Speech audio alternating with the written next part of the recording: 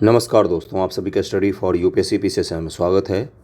आज हम लोग लाइट चैप्टर के एमसीक्यू करेंगे, साइंस के एमसीक्यू। सुबह से करंट का 2 वीडियो मैंने अपलोड किया है और लाइट के बाद एक और चैप्टर में फिजिक्स का करवा दूंगा। उसके बाद हम लोग केमिस्ट्री में चले जाएंगे, यानी कि अगला से अगला जो वीडियो होगा वो केमिस्ट्री का शुरू हो जाएगा। बायो ऑलरेडी कंप्लीट हो चुका है, इस बुक से बहुत सारा हिस्सा कंप्लीट कर दिया था, लगभग सारा ही हिस्सा। और फिजिक्स भी आपका जो इंपॉर्टेंट टॉपिक है वो सारे लगभग कंप्लीट करवा दिए। 11 टॉपिक जो है फिजिक्स के वो इंपॉर्टेंट कंप्लीट हो जाएंगे, 12वां तक हो जाएगा। उसके बाद हम लोग केमिस्ट्री में चलेंगे। ओके, चलिए पहले सवाल से शुरू करते हैं। प्रकाश सरल रेखीय पथ पर चलता है, यदि इसके पथ में अपारदर्शी छोटी वस्तु रखे हो तो यह किनारे पर मुड़ जाती है, तब इस प्रभाव को क्या कहा जाता है। प्रकाश सरल रेखीय पथ पर चलता है, मतलब कि सीधा चलता है। यदि इसके पथ में अपारदर्शी छोटी वस्तु रखी हो तो यह किनारों पर मुड़ जाती है, तब इस प्रभाव को क्या कहा जाता है। पहले का आंसर क्या हो जाएगा, इसको प्रकाश का विवर्तन बोला जाता है, विवर्तन। ओके, देखिए, जब प्रकाश की किरणें किसी पतले रेखा छिद्र अथवा तीक्ष्ण अवरोध पर पड़ती है तो वो रेखा छिद्र या अवरोध के किनारों पर आंशिक रूप से मुड़ जाती है। प्रकाश की किरणों के इस प्रकार का आंशिक रूप से मुड़ने की घटना को विवर्तन कहते हैं, डिफ्रैक्शन कहा जाता है, इसको डिफ्रैक्शन कहते हैं। ओके, अंग्रेजी में। व्यक्ति वस्तुओं को तब देख पाता है जब, देखिए, किसी भी चीज़ को आप देख पा रहे हैं उसका मतलब होता है कि उससे प्रकाश परावर्तित होकर आपकी आंखों तक आ रही है। कहाँ तक, तो आपकी आंखों तक। तो प्रकाश के परावर्तन जब किसी भी चीज़ पर संभव होता है तभी हम उस चीज़ को देख पाते हैं। ब्लैक होल को हम लोग क्यों नहीं देख पाते हैं, क्योंकि वहाँ से लाइट भी परावर्तित होकर आपकी आंखों तक नहीं आ पाती है, इसीलिए ब्लैक होल को नहीं देखना संभव है। तो इसीलिए जब भी किसी चीज़ को देखेंगे उसका मतलब क्या होता है कि प्रकाश वस्तुओं पर पड़े और आपकी आंखों की ओर आए, उसी को क्या कहा जाता है, तभी आप किसी वस्तु को देख पाते हैं। ओके, अगला सवाल है, निम्न से कौन सा कथन सत्य है। तीसरे का आंसर क्या हो जाएगा, पारदर्शी वस्तु अपने अंदर से प्रकाश को जाने देती है, यही सत्य है इसमें। बाकी पारभासी वस्तु अपने अंदर से प्रकाश को जाने देती है, यहाँ पर गलत है, पारभासी होता है वो तो। अगला है, अपारदर्शी वस्तु अपने अंदर से अपारदर्शी ही फिर नहीं होता, अगर प्रकाश इसके आर पार चली जाती तो। बी यहाँ पर सत्य कथन दिया हुआ है। चौथे सवाल पर चलते हैं हम लोग। चौथा सवाल क्या दिया हुआ है, निम्न से कौन सी घटनाएं प्रकाश में पाई जाती है। परावर्तन, अपवर्तन, विवर्तन, प्रकीर्णन। चौथे का आंसर क्या हो जाएगा, ये सभी पाई जाती हैं। देखिए, परावर्तन, अपवर्तन, विवर्तन और प्रकीर्णन की घटनाएं प्रकाश में पाई जाती हैं। परावर्तन प्रकाश किरणें किसी चमकदार या पॉलिशदार सतह से पुनः परावर्तित होती है। अपवर्तन प्रकाश की किरण एक माध्यम से दूसरे माध्यम में जाती है तो अपने पथ से विचलन हो जाता है। और अगला है कि विवर्तन प्रकाश किरणें अवरोध के किनारों पर आंशिक रूप से मुड़ जाती है। और प्रकाश के प्रकीर्णन में प्रकाश की किरणें वायु में उपस्थित धूल के कणों द्वारा बिखर जाती है, इसको स्कैटरिंग कहा जाता है, स्कैटरिंग ऑफ लाइट कहा जाता है प्रकीर्णन का मतलब। अगला है, प्रकाश का शून्य अवकाश में वेग अनुपात अनुमानतः कितना है। मतलब पूछा गया है कि प्रकाश का शून्य में वेग कितना है, उसकी वेलोसिटी कितनी है, स्पीड कितनी है। तो देखिए, 3 × 10⁸ मीटर पर सेकेंड, यानी कि लगभग 3 लाख किलोमीटर पर सेकंड के हिसाब से चलती है। प्रकाश का शून्यावकाश या निर्वात में वेग 3 × 10⁸ मीटर पर सेकंड है। निर्वात प्रकाश की चाल प्रकृति में प्राप्त उच्चतम चाल है। इसके अतिरिक्त विभिन्न माध्यमों प्रकाश की चाल विभिन्न विभिन्न हो सकती है। ओके, अगला है कि निम्न से कौन सा कथन असत्य है, ये आपको बताना है।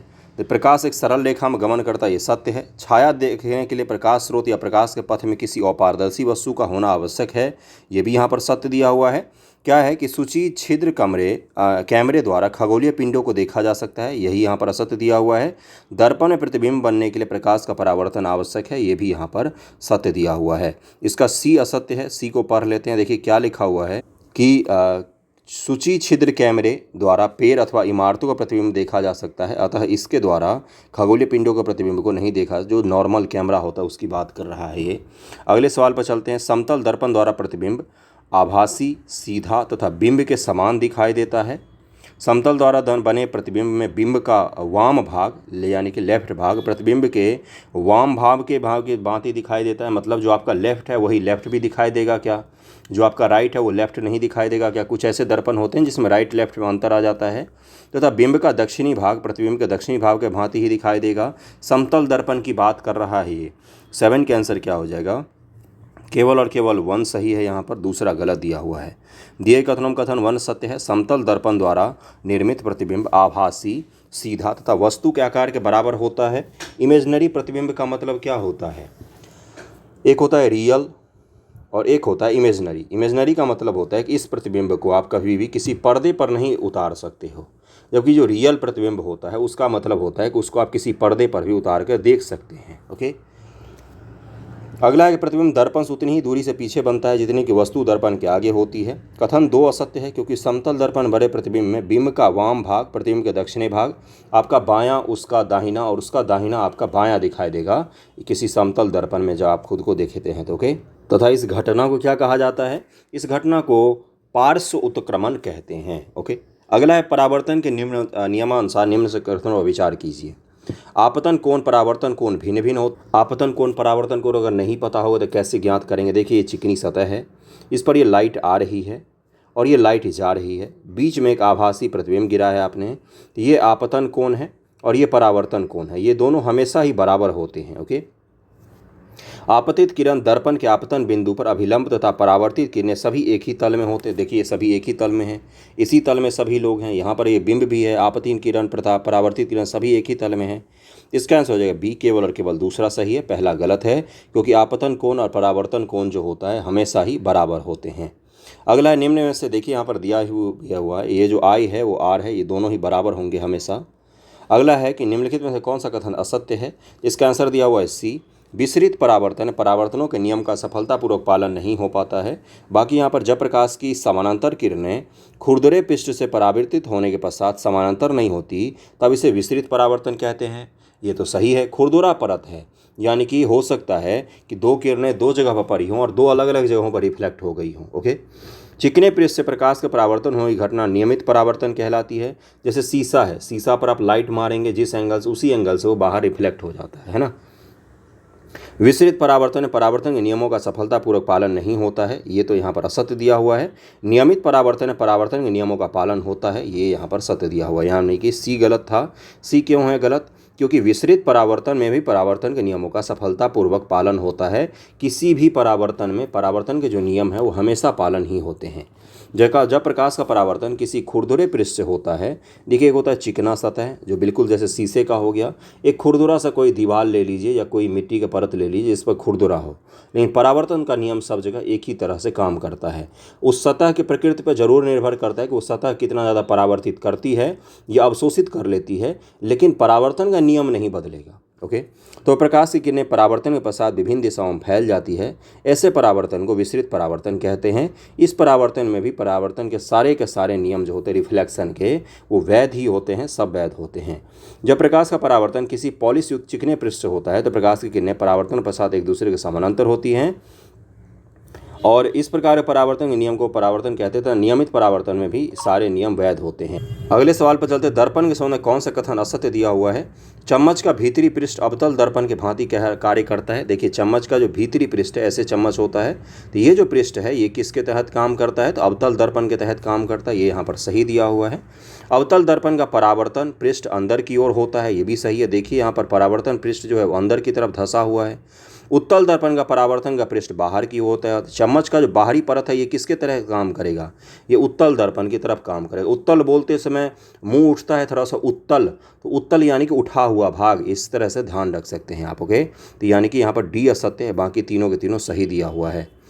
देखिए यहाँ पर क्या है कि दिए गए कथनों में डी असत्य है, लेकिन क्योंकि अवतल दर्पण द्वारा नियमित प्रतिबिंब आभासी अथवा वास्तविक हो सकता है, रियल और इमेजिनरी दोनों बन सकते हैं इसमें। ओके, बाकी ए बी सी तीनों सत्य दिए हुए थे। उत्तल दर्पण अधिक क्षेत्र के दृश्य का प्रतिबिंब बना सकता है। उत्तल दर्पण, अभी मैंने बोला उठा हुआ भाग, क्या है अधिक क्षेत्र के दृश्य का प्रतिबिंब बना सकता है। अगला है कि अवतल दर्पण का उपयोग आँख, कान, नाक, गले के निरीक्षण के लिए किया जाता है। पार्श्व दर्पण के रूप में अवतल दर्पण का उपयोग किया जाता है। पीछे के जो चीज़ें देखने के लिए हम गाड़ी में रियर व्यू लगाते हैं मिरर, उसके लिए बोल रहा है कि अवतल दर्पण का उपयोग किया जाता है। तो इसका आंसर क्या हो जाएगा? इसका आंसर हो जाएगा सी, केवल और केवल 3 असत्य है यहाँ पर, बाकी 1 2 सत्य था। दिए गए कथनों में 3 असत्य है, क्योंकि पार्श्व दर्पण के रूप में अवतल दर्पण का उपयोग नहीं किया जाता है, जबकि उत्तल दर्पण का उपयोग स्कूटर, मोटर कार, वाहनों में साइड दर्पण, पार्श्व मिरर के रूप में किया जाता है। अगला है 1 व 2 सत्य है। उत्तल दर्पण द्वारा काफ़ी बड़े क्षेत्र का स्पष्ट व सीधा प्रतिबिंब पड़ता है, तो छोटे दर्पण द्वारा प्रकाश की किरणें परावर्तित करके डॉक्टर आँख, दांत, नाक, गले आदि का निरीक्षण करते हैं। निम्न से किन वस्तुओं में अवतल दर्पण का उपयोग किया जाता है? देखिए यहाँ पर क्या हो जाएगा आंसर।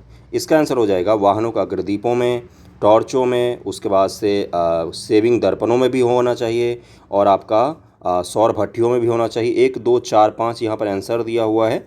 खगोलीय दूरदर्शी में उत्तल दर्पण का उपयोग किया जाता है, बाकी सब जगह पर अवतल दर्पण का उपयोग किया जाता है। देखिए, बड़ी फोकस तथा बड़े द्वारक के अवतल दर्पण का उपयोग दाढ़ी बनाने में किया जाता है।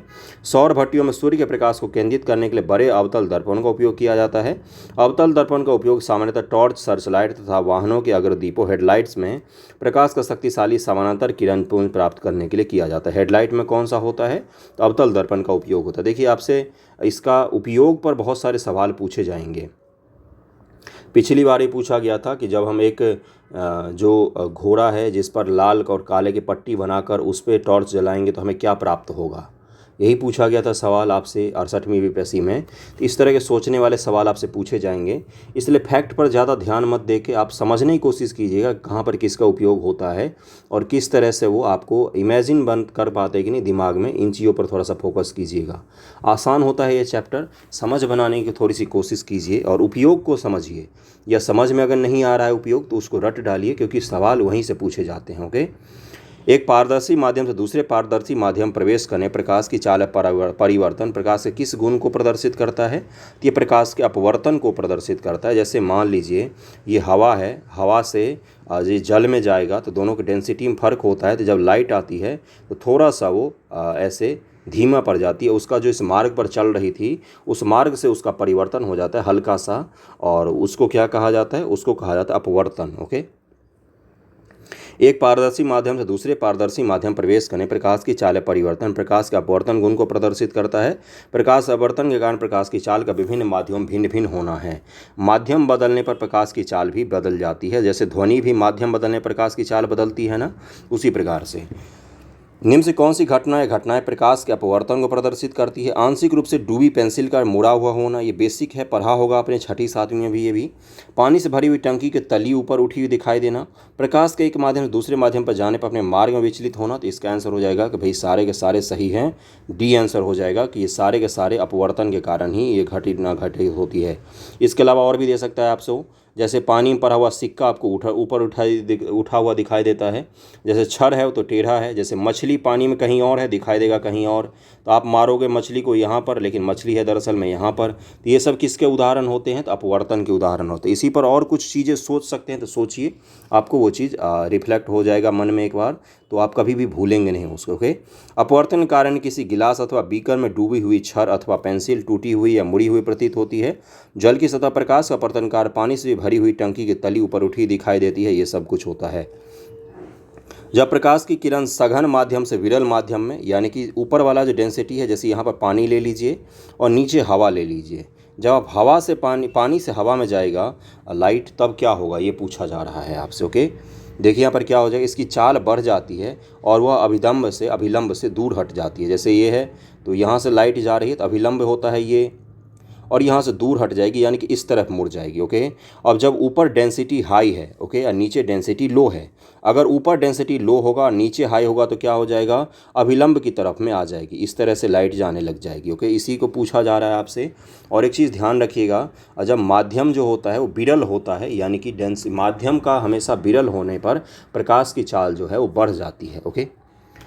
ए आंसर हो जाएगा इसका, ए आंसर हो जाएगा। इसकी चाल बढ़ जाती है और अभिलंब से दूर हट जाता है। निम्नलिखित घटनाओं विचार कीजिए। गोधूलि से सूर्य का आमाप। गोधूलि बेला उस बेला को कहा जाता है जब गाय जो होती है, गोधूलि का मतलब होता है अपने खुर से धूल उड़ाते हुए घर वापस आ रही होती है, शाम के बेले को कहा जाता है। ओके। जब सूरज डूब रहा होता है और उस बेला को क्या कहा जाता है? गोधूलि बेला। ओके। उषा काल में सूर्य का रंग, उषा काल में चंद्रमा का दिखना, आकाश में तारों का टिमटिमाना, आकाश में ध्रुव तारे का दिखना। 16 के आंसर क्या हो जाएगा? 16 का आंसर हो जाएगा सी, 1, 2, 4। ये सब दृष्टि भ्रम होते हैं। दृष्टि भ्रम पूछा गया आपसे, मृग मारीचिका जिसको कहा जाता है। 1, 2, 4 गोधूलि से सूर्य का आमाप 1, 2 और 4 जो है ये क्या है? ये सब कुछ भ्रम होते हैं। 1, 2, 4 हो जाएगा। संध्या के समय सूर्य का बड़ा दिखाई देना, उषा काल में सूर्य का रंग, आकाश में तारों का टिमटिमाना आदि दृष्टि भ्रम वायुमंडलीय अपवर्तन के उदाहरण हैं। ये सब अपवर्तन के कारण से होते हैं। दरअसल में ऐसा कुछ भी नहीं घटित हो रहा, तो कोई तारा नहीं टिमटिमा रहा है, लेकिन तारे से जो आप तक लाइट आ रही है वो अलग अलग माध्यमों से गुजरती हुई आ रही है। इसके कारण से आपको तारे टिमटिमाते हुए नजर आते हैं, क्योंकि वायुमंडल सभी स्थानों वायु होती है, लेकिन वायुमंडल में संपूर्ण वायु का ताप एक समान नहीं होता। इसके कारण से अपवर्तन हो जाता है। ओके। वायुमंडल के कुछ स्तर ठंडे होते हैं जबकि अन्य स्तर तुलनात्मक रूप से गर्म होते हैं। ठंडे स्तर प्रकाश की किरणों के लिए सघन माध्यम के रूप में, गर्म स्तर पर विरल माध्यम के रूप में व्यवहार करते हैं। अतः वायुमंडल में भिन्न भिन्न प्रकाशिक घनत्व वाले वायु स्तर होते हैं, इसलिए अपवर्तन वहाँ भी दिखाई देता है। अग्रिम सूर्योदय तथा विलंबित सूर्यास्त कौन सी घटना पर आधारित है? इसका मतलब हो गया कि सूर्योदय से पहले ही सूर्योदय का आभास होना और सूर्यास्त से पहले ही सूर्यास्त का आभास होना, ये किस घटना पर आधारित है, ये आपसे पूछा गया है। ये प्रकाश के अपवर्तन पर आधारित है, प्रकाश का अपवर्तन पर आधारित है। अग्रिम सूर्योदय या विलंबित सूर्यास्त मतलब सूर्यास्त हो चुका है लेकिन अभी भी आपको चमक दिख रही है, ये किस घटना पर आधारित है? तो ये अपवर्तन की घटना पर आधारित है। वायुमंडल अपवर्तन के कारण सूर्य क्षितिज से ऊपर उठा हुआ दिखाई प्रतीत होता है जबकि वह क्षितिज से थोड़ा नीचे होता है, इसलिए सूर्योदय वास्तविक सूर्योदय से लगभग 2 मिनट पहले देखा जा सकता है। इसी प्रकार वायुमंडलीय अपवर्तन के कारण क्षितिज के नीचे सूर्य के अस्त होने के बाद भी सूर्य को लगभग 2 मिनट तक देख सकते हैं। निम्न कथनों में विचार कीजिए। पूर्ण आंतरिक परावर्तन प्रकाश सघन से विरल माध्यम में गमन करती है। टोटल इंटरनल रिफ्लेक्शन, जो हीरे की चमक आपको दिखाई देती है, या फाइबर ऑप्टिक्स काम करता है, ये सब किस पे काम करता है? तो टोटल इंटरनल रिफ्लेक्शन यानी कि पूर्ण आंतरिक परावर्तन पर काम करता है। पूर्ण आंतरिक परावर्तन प्रकाश सघन से विरल माध्यम में गमन करता है। प्रकाश का अपने पथ से विचलित होना पूर्ण आंतरिक परावर्तन कहलाता है। 18 का आंसर हो जाएगा ए, यानी कि पहला ही केवल सही है, दूसरा यहाँ पर गलत दिया हुआ है। टोटल इंटरनल रिफ्लेक्शन प्रकाश की किरणें सघन से विरल माध्यम में गमन करती है। आपतन कोण क्रांतिक कोण से अधिक होता है। कथन 2 असत्य है यहाँ पर, क्योंकि पूर्ण आंतरिक परावर्तन सघन माध्यम से विरल माध्यम में जाने पर प्रकाश की किरणें दोनों माध्यमों को अलग अलग करने वाली सतह से वापस सघन माध्यम परावर्तित हो जाती है, अर्थात ये अपने पथ से विचलित नहीं होती बल्कि सतह से परावर्तित हो जाती है। निम्न घटनाओं से कौन सी घटना प्रकाश के पूर्ण आंतरिक परावर्तन को दर्शाती है? मारीचिका, अभी मैंने आपको बोला मारीचिका जो मतलब छद्म होता है वहाँ पर जैसे रेगिस्तान में आपको पानी जैसे चमकते हुए दिखाई देंगे, आपको लगेगा वहाँ पानी है लेकिन दरअसल वो रेत होता है, उसी के बारे में कहा जाए। हीरे का चमकना, टिंडल प्रभाव, प्रकाशीय तंतु का निर्माण, प्रकाशिक तंतु का निर्माण, तारों का टिमटिमाना। तो 19 का आंसर क्या हो जाएगा? टोटल इंटरनल रिफ्लेक्शन आपसे पूछा गया, इसको ध्यान में रखिएगा। 19 का आंसर हो जाएगा सी, यानी कि 1, 2, 3 मारीचिका, हीरे का चमचमाना और प्रकाशीय तंतु का निर्माण, ये टोटल इंटरनल रिफ्लेक्शन के उदाहरण होते हैं। ओके, इसका एक्सप्लेनेशन पढ़ देता हूँ कि मारीचिका का पूर्ण आंतरिक परावर्तन द्वारा होता है। सामान्यतः रेगिस्तान में विचरण को लहराते हुए गर्मी के दिनों में कभी कभी कुछ दूरी पर लहराते हुए जलाशय अथवा दूरस्थ वस्तु या पेड़ के उल्टे प्रतिबिंब जल के सदृश दिखाई देते, इस भ्रम को क्या कहा जाता है? मारीचिका कहा जाता है। ये सब प्रकाश का खेल होता है। ओके, हीरा भी हो गया और प्रकाशीय तंतु भी हो गया, ये सब किसके उदाहरण होते हैं? टोटल इंटरनल रिफ्लेक्शन के उदाहरण होते हैं। लेंस के संदर्भ में से कौन से कथनों पर निम्न कथनों पर विचार कीजिए। लेंस 2 गोलीय पृष्ठों से घिरा हुआ एक पारदर्शी माध्यम होता है। उत्तल लेंस को अपसारी लेंस कहते हैं, अवतल लेंस को अभिसारी लेंस कहते हैं। तो 20 का आंसर क्या हो जाएगा? केवल और केवल 1 सत्य है, बाकी दूसरा और तीसरा असत्य दिया हुआ है, गलत दिया हुआ है। अवतल लेंस को अपसारी और उत्तल लेंस को अभिसारी कहा जाता है। ओके, उत्तल लेंस को अभिसारी और अवतल लेंस को अपसारी कहते हैं, इसको भी ध्यान में रखिए, कंफ्यूज नहीं होना है। निम्न से कौन से कथन सत्य हैं, असत्य हैं, ये आपको बताना, असत्य कथन बताना है। 21 का देखिए, इसमें से असत्य कथन को ढूंढिए। किसी लेंस द्वारा प्रकाश की किरणों को अभिसारित या अपसारित करने की मात्रा लेंस की क्षमता होती है। पावर जो होता है लेंस का, उसी के बारे में बोला जा रहा है। लेंस की क्षमता उसकी फोकस दूरी पर निर्भर करती है। लेंसों को संयोजित करने पर प्रतिबिंब आवर्धित व सुस्पष्ट नहीं बन सकते हैं, बिल्कुल सुस्पष्ट बनते हैं। पढ़ने लिखने वाले लेंस कैसे फिर तैयार होते हैं अगर अस्पष्ट नहीं बनते, तो बताइए। इसलिए सी यहाँ पर असत्य है। लेंस की क्षमता को डायोप्टर में व्यक्त करते यहाँ पर सत्य दिया हुआ है, ये यहाँ पर सत्य दिया हुआ, इसको जरूर ध्यान रखिएगा। ऐसा ही मात्रक ही होता है डायोप्टर। ओके, अगले सवाल पर चलते हैं। अवतल लेंस वस्तुओं को आवर्धित करके देखने के लिए उपयोग किया जाता है, सत्य कथन आपसे पूछा गया है। उत्तल लेंस द्वारा बने प्रतिबिंब सदैव सीधा आभासित वस्तु से छोटा होता है। उत्तल लेंस वास्तविक और उल्टा प्रतिबिंब बना सकता है, यही यहाँ पर आंसर है। अवतल लेंस द्वारा बने प्रतिबिंब सदैव उल्टे और वास्तविक होते हैं, ये भी यहाँ पर असत्य दिया हुआ है। उत्तल लेंस द्वारा बने प्रतिबिंब की स्थिति, आकार और प्रकृति लेंस के प्रकाशित केंद्र के वस्तु की दूरी पर निर्भर करती है। वस्तु की दूरी उत्तल लेंस की फोकस दूरी से अधिक होने पर इसके द्वारा बना प्रतिबिंब वास्तविक और उल्टा होता है। वस्तु की दूरी उत्तल लेंस की फोकस दूरी से कम होने पर इसके द्वारा बना प्रतिबिंब आभासी, सीधा और वस्तु से बड़ा होता है। अर्थात उत्तल लेंस द्वारा बना प्रतिबिंब सदैव आभासी वस्तु से छोटा नहीं होता है, इसीलिए वो स्टेटमेंट गलत दिया हुआ था। जबकि इसके द्वारा वास्तविक उल्टा वस्तु से छोटा व बड़ा प्रतिबिंब प्राप्त किया जा सकता है। उत्तल लेंस को आवर्धक लेंस की भांति उपयोग किया जा सकता है। ओके, जल में वायु का बुलबुला जिसकी भांति व्यवहार करता है वो कौन सा है? तो वो अवतल लेंस की भांति व्यवहार करता है वायु का बुलबुला, अवतल लेंस। ओके। पढ़ने में काम आने वाला ग्लासेज किस प्रकार के लेंस के बने होते हैं? अभी आप जो चश्मा लगाकर वीडियो देख रहे हो किसके बने होते हैं? तो उत्तल लेंस का बना होता है। बी आंसर हो जाएगा। उत्तल लेंस अभिसारी लेंस का उपयोग पढ़ने में काम आने वाले ग्लासेज में करते हैं। यह लेंस बीच मोटे किनारों पर पतले आकार के होते हैं। प्रिज्म से निकलने के बाद निम्न से कौन सा रंग का प्रकाश सबसे कम विक्षेपित होता है? आप टीआरई का पेपर उठाइए, उसमें देखिए यही प्रश्न पूछा गया है, same to same copy paste है। ऑप्शन भी सारे यही हैं। ऑप्शन बी में लाल रंग है, यहाँ पर बी ही आंसर हो जाएगा। सबसे कम है और वहाँ पर पूछा गया तो सबसे ज़्यादा कौन है?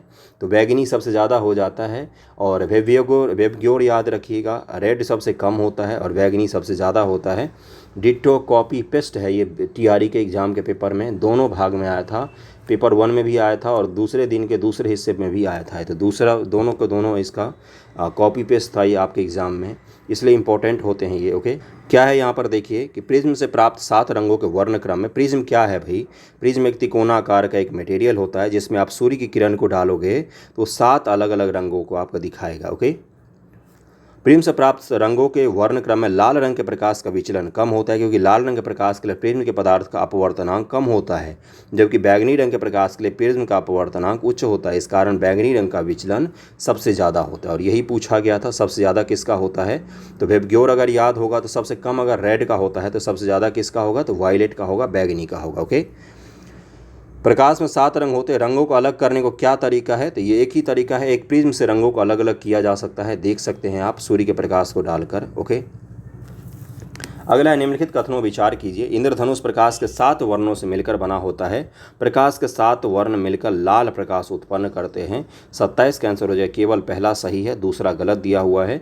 देखिए यहाँ पर क्या लिखा हुआ है कि प्रकाश के 7 वर्णों को आपस में मिलाया जाए तो श्वेत प्रकाश निर्मित होता है। कौन सा? व्हाइट कलर बन जाता है। जब सातों के सातों कलर जो ओरिजिनल हैं उनको मिला देंगे आप तो व्हाइट कलर बन जाता है। ओके। ट्रैफिक सिग्नल में लाल प्रकाश प्रयुक्त होता है, क्यों? ये पता ही होगा, इसकी तरंग दायरे की लंबाई सर्वाधिक होती है, इसीलिए लाल प्रकाश का यूज किया जाता है।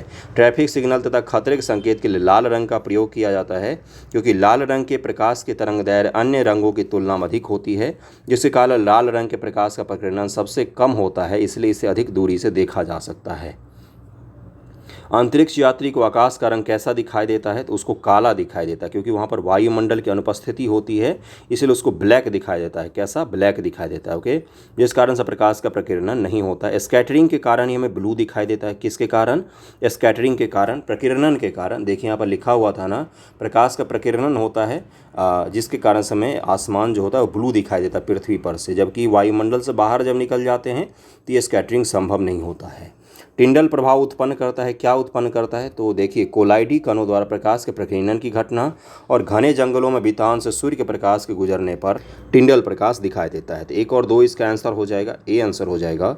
जबकि जब प्रकाश किसी विसमांगी मिश्रण या कोलाइडी विलयन से होकर गुजरता है तो प्रकाश के मार्ग के कणों द्वारा इसका प्रकीर्णन हो जाता है। प्रकाश के प्रकीर्णन की यह घटना टिंडल प्रभाव कहलाती है। घने जंगल के बितान से सूर्य का प्रकाश गुजरता है तो टिंडल प्रभाव उत्पन्न होते हैं। टिंडल प्रभाव को उत्पन्न नहीं करता है, तीसरा कथन जो था, क्योंकि टिंडल प्रभाव प्रकाश के प्रकीर्णन पर आधारित होता है, लाइट के स्कैटरिंग पर आधारित होता है। निम्न से कौन से घटनाएं प्रकाश के प्रकीर्णन के कारण होती हैं? देखिए यहाँ पर कौन कौन सा हो जाएगा। स्वच्छ आकाश का रंग नीला होना, सूर्योदय तथा सूर्यास्त के समय सूर्य का लाल रंग दिखाई देना, गहरे समुद्र का जल नीला दिखाई देना, ये तीनों के तीनों घटनाएं प्रकीर्णन के कारण होती है, प्रकीर्णन के कारण होती हैं। ये बहुत बार पूछा है, यूपी वालों ने तो बहुत बार पूछा है, बीपीएससी में भी 1-2 बार पूछा गया है। निम्न से कौन सा कथन परितारिका से संबंधित नहीं है? परितारिका नेत्र में प्रवेश करने वाले प्रकाश की मात्रा को नियंत्रित करता है, और है कि परितारिका नेत्र के आंतरिक भागों को दुर्घटना से बचा सकती है, यही यहाँ पर गलत दिया हुआ है। बाकी परितारिका नेत्र को विशिष्ट रंग प्रदान करती है। परितारिका पुतली के साइज को नियंत्रित करती है। 1, 2, 3 इसका 1, 2 ABC इसका सही आंसर है, बाकी डी गलत दिया हुआ था। देखिए यहाँ पर क्या दिया हुआ, परितारिका का मतलब आइरिस होता है आँख का, उसी की बात कर रहा है ये। ओके। देखिए यहाँ पर क्या लिखा हुआ है कि अन्य कथन परितारिका से संबंधित हैं। कॉर्निया के पीछे एक रंगीन और पारदर्शक झिल्ली का पर्दा होता है आइरिस, जिसे आइरिस कहते हैं। यह कैमरे के डायफ्राम के भांति कार्य करता है। आँख का रंग आइरिस के रंग पर निर्भर करता है, इसे परितारिका भी कहते हैं। यह नेत्र में प्रवेश करने वाले प्रकाश की मात्रा को नियंत्रित करते हैं। परितारिका पुतली की साइज को भी नियंत्रित करता है। आइरिस अगर देता तो बहुत सारे बच्चे इस सवाल को हल कर लेते। परितारिका जीवन में पहली बार सुना होगा बच्चों ने। तो ठीक है, आगे बढ़ते हैं। रेटिना के संदर्भ निम्न कथनों पर विचार कीजिए। रेटिना अनेक तांत्रिक कोशिकाओं का बना होता है। नेत्र द्वारा प्रतिबिंब रेटिना पर बनता है। रेटिना बने प्रतिबिंब का प्रभाव वस्तु को हटा लेने पर तुरंत समाप्त हो जाता है। अंध बिंदु दृक् तंत्रिका या रेटिना के संधि पर बनता है। देखिए यहाँ पर क्या हो जाएगा इसका आंसर। केवल 3 असत्य है यहाँ पर, बाकी 1 और 2 सत्य है। दिए कथन से कथन 3 असत्य, क्योंकि रेटिना पर बने प्रतिबिंब पर प्रभाव वस्तु को हटा लेने पर तुरंत समाप्त नहीं होता। यह लगभग 1/6 सेकंड तक बना रहता है। बाकी 1, 2, 4 जो कथन दिए हुए हैं वो सही दिए हुए हैं। ओके, निम्नलिखित कथनों विचार कीजिए। सामान्य नेत्र द्वारा पढ़ने के लिए सुविधाजनक न्यूनतम दूरी 25 सेंटीमीटर होती है। सामान्य नेत्र द्वारा दूर रखी गई वस्तुओं के साथ साथ निकट की वस्तुओं को देखा जा सकता है। मोतियाबिंद नेत्र रोग को ठीक नहीं किया जा सकता है। वस्तुओं का स्पष्ट देखने की न्यूनतम दूरी आयु बढ़ने के साथ भी परिवर्तित नहीं होती है। तो ये तो आपको कॉमन सेंस से भी कर सकते हैं। इस सवाल को हल बताइए, इसका आंसर 1 और 2 हो जाएगा। मोतियाबिंद का भी इलाज संभव है और स्पष्ट है कि आयु बढ़ने से क्या होता है, देखने की क्षमता प्रभावित होती है। 1 और 2 यहाँ पर सत्य है, तीसरा चौथा यहाँ पर गलत दिया हुआ था। अगले सवाल पर हम लोग चलते हैं। अगला है मानव नेत्र में दृक् तंत्रिका का क्या काम होता है। तो इसका काम होता है विद्युत सिग्नल को मस्तिष्क तक पहुँचाना। जो देखते हैं हम उस विद्युत सिग्नल को मस्तिष्क तक पहुँचाना। मानव नेत्र में दृक् तंत्रिका के द्वारा विद्युत सिग्नलों को मस्तिष्क तक पहुँचाया जाता है, जिससे मस्तिष्क अनुभव के आधार पर रेटिना पर निर्मित प्रतिबिंब सीधा दिखाई देता है। ओके, जंतु नेत्रों संबंधित विभिन्न विशेषताएं रखते हैं। इनकी विशेषताओं के संदर्भ निम्न कथनों विचार कीजिए। नेत्र छोटे होने पर भी केकड़ा चारों ओर देख सकता है। तितली के नेत्र पीछे की ओर भी देख सकते हैं। उल्लू के नेत्र में कॉर्निया बड़ी और पुतली छोटी होती है। पक्षियों के नेत्र में शंकु अधिक तथा सालकाएँ कम होती हैं। तो इसका आंसर हो जाएगा 1 और 2 जो है वो सत्य दिया हुआ है, तीसरा चौथा यहाँ पर गलत दिया हुआ है। 1 और 2 सत्य है। केकड़े के नेत्र बहुत छोटे होते हैं, परंतु इनके द्वारा केकड़े चारों ओर देख सकते हैं, इसलिए शत्रु पीछे से भी उनको जो आता है तब उसे पता लग जाता है। तितली के नेत्र बड़े होते हैं, सहस्त्रों छोटे नेत्रों से मिलकर बने प्रतीत होते हैं। यह केवल सामने अथवा पार्श्व में ही नहीं बल्कि पीछे भी देख सकते हैं। 3 और 4 जो है यहाँ पर वो असत्य दिया हुआ है। उल्लू रात में भली भांति देख सकता है परंतु दिन में नहीं देख पाता। इसके विपरीत दिन के प्रकाश पर सक्रिय पक्षी चील गरुड़ दिन में अच्छी तरह से देख सकते लेकिन रात में नहीं देख पाते हैं। उल्लू के नेत्र में बड़ा कॉर्निया और बड़ी पुतली होती है ताकि नेत्र में अधिक प्रकाश जो है प्रवेश कर सके।